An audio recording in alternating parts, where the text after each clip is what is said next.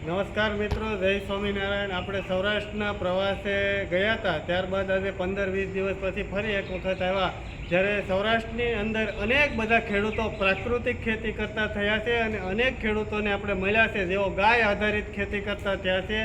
અને અત્યારે આપણે સુરત આવ્યા છે, તો સુરતના જે આપણે હજીરા વિસ્તારમાં આવ્યા છે અને જે સૌરાષ્ટ્રના જે મોટામાં મોટા દાનવીર ભામાશા ખેડૂતો માટે જે મોટામાં મોટું કાર્ય કરી રહ્યા છે, પ્રકૃતિનું કામ કરી રહ્યા છે, એવા સવજી ભગત ધોળકિયા, જેઓએ અનેક ચેકડેમો બનાવ્યા છે અને અનેક લોકોને એમાંથી પ્રેરણા મળી છે. અને સૌરાષ્ટ્રના માલધારી સમાજ, ખેડૂત સમાજ અનેકને પાણીનું ભૂગર્ભ સ્થળ ઉપર આવ્યું છે, એવા સેવાના કાર્ય કરી રહ્યા છે. ત્યારે આજે એમની ગૌશાળામાં આવ્યા છે અને અહીંયા એમના દાદા આપણી સાથે ધનજી દાદા ઉપસ્થિત છે.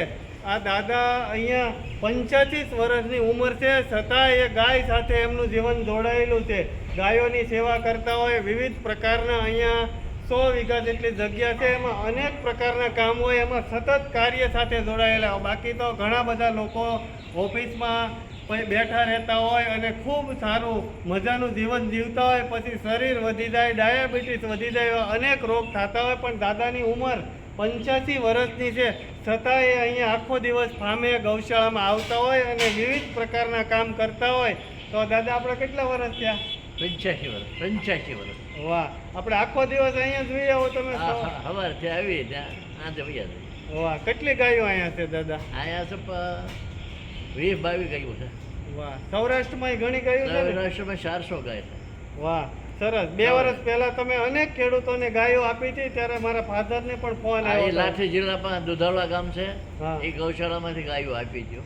અને અત્યારે દેવળિયા બધી ગાયો છે. લાઠી પાસે દેવળિયા આવી. હા હા હા.